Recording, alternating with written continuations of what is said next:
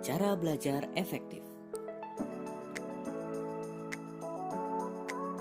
Halo Sempana 39. Kali ini kita akan membahas tentang 28 cara-cara belajar efektif yang mungkin bisa diterapkan ketika belajar. Langsung saja kita mulai.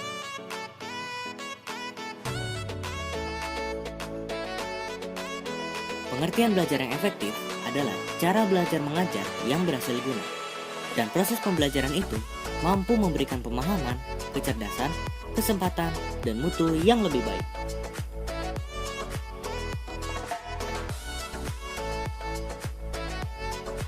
Pertama, belajar kelompok. Belajar kelompok merupakan salah satu cara belajar yang disukai sebagian orang, karena kita mengerjakannya secara bersama dengan teman-teman.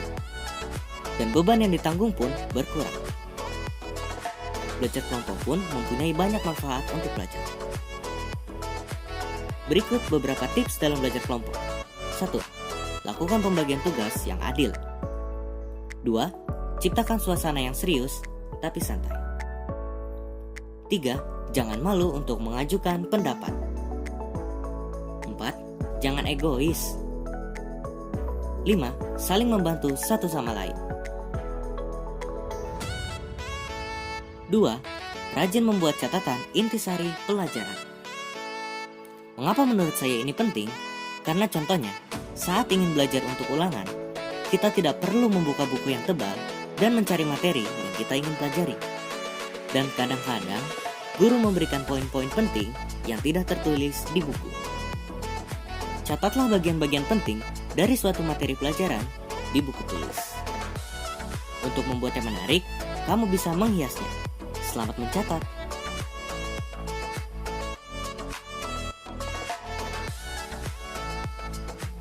3. Membuat perencanaan yang baik. Sebagai pelajar, kadang kita suka lalai dan teralihkan dengan hal-hal lain.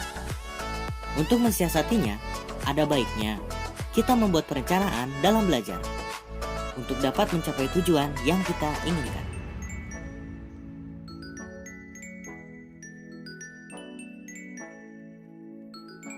4. Disiplin dalam belajar. Disiplin juga merupakan kunci penting dalam belajar. Apabila kita telah membuat jadwal belajar, maka harus dijalankan dengan baik.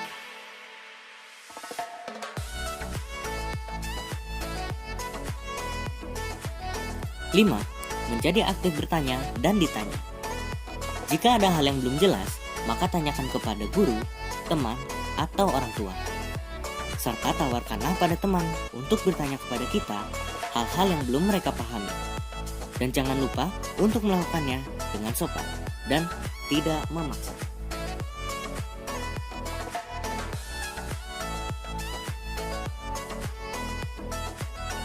6. Belajar dengan serius dan tekun. Belajarlah dengan serius dan tekun dan tidak bermain-main dalam belajar untuk mencapai tujuan yang kita inginkan.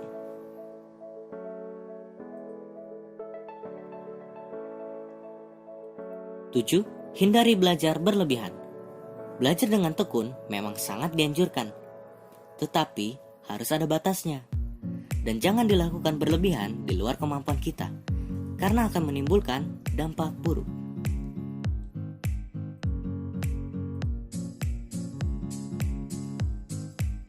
8. Jujur dalam mengerjakan ulangan dan ujian. Kita semua tahu bahwa mencontek itu tidak baik. Mencontek juga menimbulkan kerugian-kerugian pada diri sendiri maupun orang lain.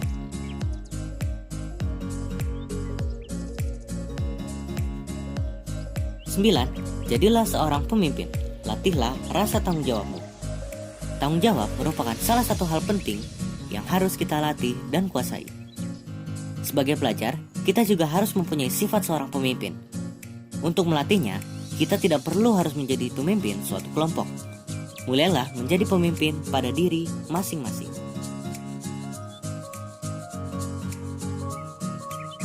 10. Mendengarkan penjelasan guru dengan baik. Berkonsentrasilah dan dengarkan dengan seksama ketika guru menjelaskan di depan.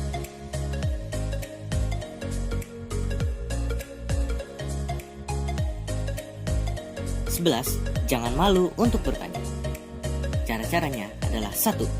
Mengacungkan tangan sebelum bertanya. 2. Jangan berbicara sebelum dipersilakan bertanya. 3. Bertanya dengan menggunakan kata-kata yang sopan. 4. Mengucapkan terima kasih setelah jelas.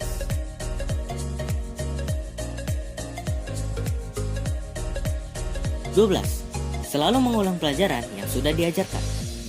Setiap pulang dari sekolah, selalu mengulang pelajaran yang tadi diajarkan. Nanti sewaktu ada ulangan, jadi tidak banyak yang harus dipelajari.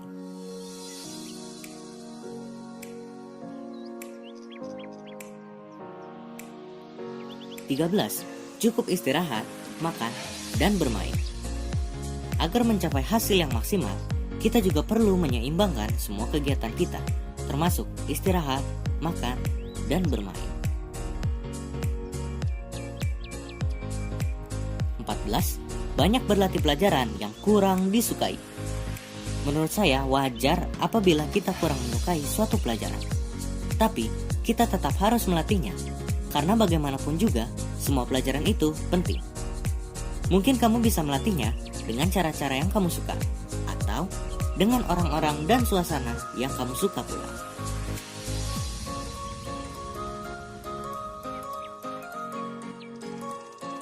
"15. Ikutilah kegiatan ekstrakurikuler yang kamu senangi. Cari dan ikutilah ekstrakurikuler yang kamu senangi ya. Ini merupakan salah satu cara untuk mengurangi stres dan kejenuhan kalian selama belajar.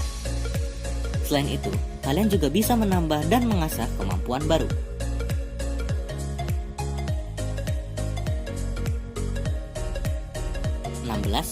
Cari seorang pembimbing yang baik. Untuk memaksimalkan progres belajar kita, ada baiknya mencari pembimbing yang baik. Apabila kamu merasa kurang cocok dengan guru di sekolah, kamu bisa mencari guru pembimbing di luar sekolah, seperti orang tua atau mengikuti les bimbel. Sekarang banyak sekali pilihan bimbel yang baik di Indonesia, maupun secara tatap muka ataupun online. Selain itu, kalian juga dapat belajar dari teman yang berprestasi.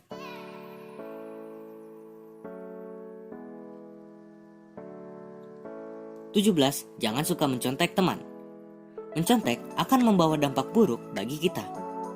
Dengan mencontek, kita tidak dapat memahami pelajaran yang diberikan. Lebih baik, belajarlah dengan tekun dan bersungguh-sungguh ya.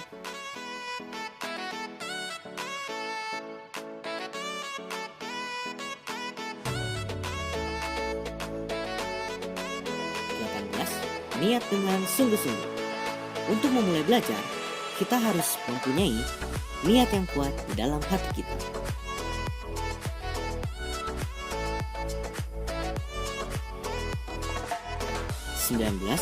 Lokasi dan situasi yang kondusif. Carilah tempat belajar yang nyaman, karena dengan itu kita bisa lebih berkonsentrasi dalam belajar, serta belajarlah pada situasi yang tepat.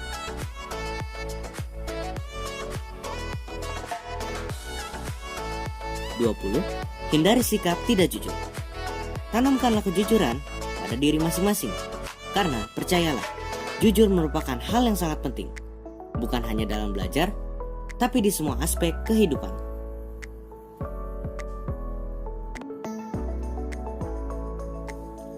21. Trial and error. Dalam belajar, pasti kita akan mengalami yang namanya trial and error. Jangan putus asa, tapi jadikan itu sebagai bahan pelajaran dan introspeksi diri.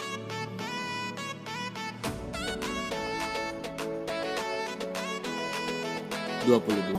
Conditioning atau pengkondisian. Mungkin ini terdengar asing di kalian, dan mungkin beberapa baru mengetahuinya. Tapi, ini juga salah satu cara belajar. Disimak ya, agar paham.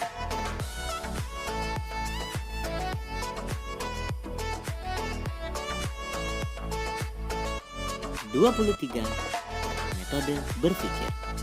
Apa itu metode berpikir? Yuk kita simak.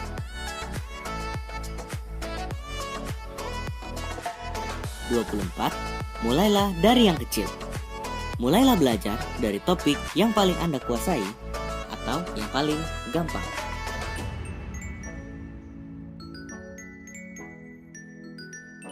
25. Sering-seringlah practice. Bisa karena biasa. Jadi, apabila kita biasa melakukannya, lama-kelamaan kita menjadi bisa dalam hal tersebut.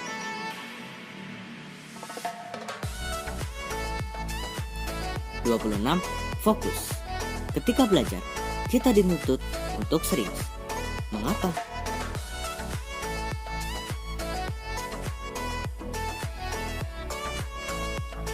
27. Mohon bimbingan. Setelah belajar sungguh-sungguh, jangan lupa berdoa dan meminta bantuannya agar mendapat hasil yang maksimal.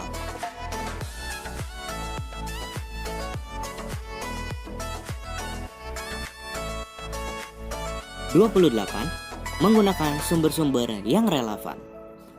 Pada saat belajar, disarankan menggunakan beberapa sumber yang relevan agar pembelajaran itu bisa dipahami lebih jelas.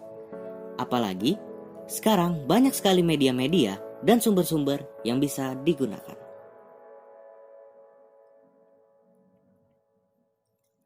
Thank you. Terima kasih. Semangat belajar ya adik-adik.